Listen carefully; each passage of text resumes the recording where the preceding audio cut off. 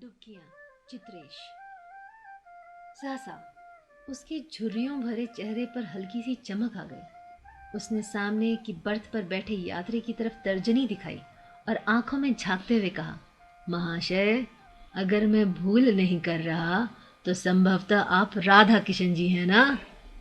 राधा किशन नाम का वह बूढ़ा शुरू से ही अपनी याददाश्त पर जोर देने में लगा था कि सामने वाला कब मेरे संपर्क में आया था। अब अचानक स्मृतियों के कपाट खुल गए। तपाक से बोला, और आप मूलचंद! दोनों ने गर्मजोशी से हाथ मिलाए। अभी कुछ एक मिनट पहले दोनों पिछले स्टेशन से इस कंपार्टमेंट में सवार हुए थे। अब ट्रेन की गति पकड़ चुकी थी और वे आत्मीयता से वार्तालाप में संलग्न थे। राधा किशन कह रहा था, अजीब संयोग है, कॉलेज छोड़ने के बाद आज करीब 50 साल बाद मुलाकात। हाँ भाई, मैंने बिजनेस में हाथ डाला और पूरी उम्र भाग दौड़ में बाहर ही बाहर कट गई। हालांकि बीच में कई बार अपने कस्बे में जाना हुआ, पर तब भी आपसे मिलना ना हो पाया। मूलचंद ने जवाब दिया, मैं भी कहाँ कस्बे में रहा। पढ़ाई छोड़ने के बाद पूरी तरह एक धार्मिक संस्था का होकर रह गया। समाज सेवा और धर्म प्रचार से समय निकाल मुश्किल से 4-6 मर्तबा ही घर जा पाया, वह अल्प समय के लिए। राधा किशन ने स्पष्ट किया। ट्रेन चलती रही, बातचीत का सिलसिला भी। तभी राधा किशन ने एक अजीब सवाल किया, भाई, एक बात पूछूं, सच सच बताएंगे? हाँ हाँ, क्यों नहीं। अब इस जीवन संध्या में क्या आप अपने विगत से पूरी तरह संतुष्ट हैं?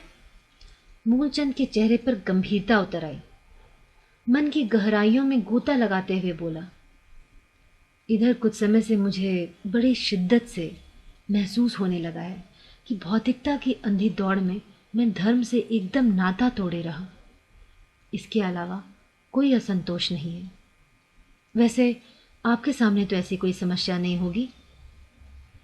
इसी बात का तो दुख है भाई। राधा किशन ने ठंडी सांस खींची। मुझे लगता है कि भौतिक सुखों की उपेक्षा कर मैंने जीवन बेकार गंवा दिया। ट्रेन चलती रही, लेकिन बातचीत बंद थी, क्योंकि दोनों बूढ़े अपने अपने अतीत में डूब उतरा रहे थे।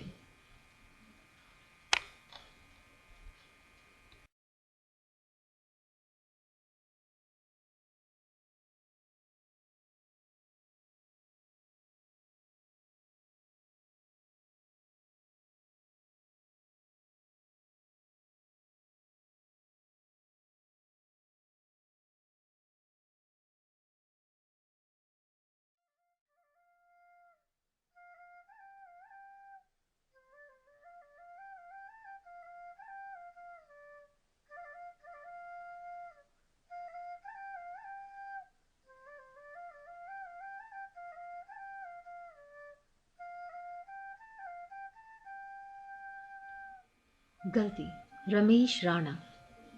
बात काफी बढ़ गई थी और मैं चाहता नहीं था कि यह किस्सा मेरे घर तक भी पहुंचे। मैं किसी तरह से इस बात को यहीं रोक देना चाहता था, पर मोहल्ला था जिसे फैला देने पर तुला था। मुझे तो मेरा कसूर भी लोगों ने ही बताया था। हालांकि मैं अब भी उसे अपनी गलती नहीं मान पाया था, पर डर था कि मेरे घर वाले भी इसे मेरी गलती ही मान लें। साथ के लड़के मुझे आशिक कहकर बुलाने लगे थे। लड़कियां मुझे देखकर मुस्कुराने लगी थी। अपने आप को ऊंचा और समझदार समझने वालों ने कहा, इसे और कोई कहाँ मिलेगी। आखिर पिताजी ने भी पूछ ही लिया कि माजरा क्या है। मैंने डरते हुए कहा, कोई भी बात नहीं है। पिछले इतवार जब बारिश के कारण सड़कों पर पानी भरा था, तो एक अंधी लड़की को हाथ पकड़कर बस स्टैंड से उसके घर तक छोड़ाया था। जो हुआ सो हुआ, आइंदा ऐसी गलती मत करना, पिताजी ने डांटते हुए कहा। गलती क्या? मैं कुछ पूछना चाहता था, पर पिताजी गुस्से में कमरे से बाहर जा चुके थे।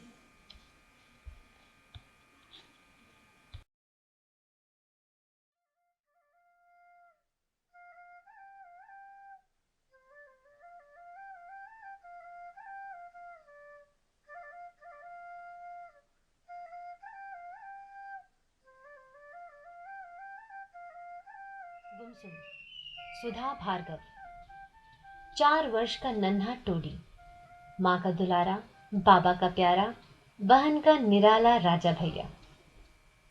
5वां वर्ष का होते ही वह स्कूल जाने लगा है। तब से ये सारे विशेषण छूमंतर हो गए। स्कूल जाते समय माँ हिदायत देती, कायदे से रहना। नन्हा समझ नहीं पाया, कायदा किसे कहते हैं। बाबा बोले, ज़्यादा बातें नहीं करना। नन्हा अचकचा गया, बाबा को क्या हो गया है? मेरी बातें सुनकर हंसते थे, गले लगाते थे। वे ही कह रहे हैं चुप रहना। स्कूल का प्रथम दिन। बच्चे धीरे धीरे स्कूल के प्रांगण में कदम रख रहे थे। कक्षा में वे कुछ देर खामोश रहे। नजरें ऊपर उठी, एक दूसरे से टकराई। चेहरों पर धूप सी फैल गई। कक्षा में मैडम के घुसते ही बच्चे अपनी जगह खड़े हो गए। चहलकदमी चहचहाहट से मैडम के माथे पर बल पड़ गए।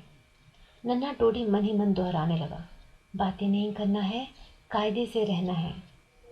2 बच्चों ने एक दूसरे को देखा, साथ साथ मुस्काने लगे। मैडम को उनकी भोली मुस्कान कांटे सी चुभ गई। मैडम ने उनमें से एक का कान उमेट दिया, दूसरे को मुर्गा बना दिया। अब भूल जाओगे सारी शैतानी। नन्हे टोडी के दिमाग ने फिर ढूंढना शुरू कर दिया, यह शैतानी क्या होती है? क्या हंसने को शैतानी कहते हैं? वह गुमसुम हो गया। वह घर पहुंचा तो शरीर कम, मन ज्यादा थक चुका था। घर आकर उसने राहत की सांस ली। बेटा, थक गए होगे, खाना खाकर सो जाओ। माँ ने कहा, मैं आज नहीं सोऊंगा, आप सो जाओ। कहकर वह अपने खिलौनों में उलझकर मन की थकान मिटाने लगा। उफ, क्या खटपट कर रहा है? मुझे सोने दे और तू भी सो जा, वरना तेरी मैडम से कह दूंगी। यह मैडम माँ और मेरे बीच में कहाँ से अटक गई? नन्हे को दिखाई देने लगा, वह लड़का जिसका मैडम ने कान मरोड़ा था। वह डर गया। नन्हा टोडी स्कूल जाता रहा, पर सहमा सहमा। अब कक्षा में एकदम चुप रहने लगा। मैडम ने पूछा, 5 फलों के नाम बताओ, और उसकी तरफ इशारा किया। तुम हमेशा चुप बैठे रहते हो, खड़े होकर बताओ। नन्हा टोडी जानता था, मगर मैडम की घुड़की से हल्काने लगा।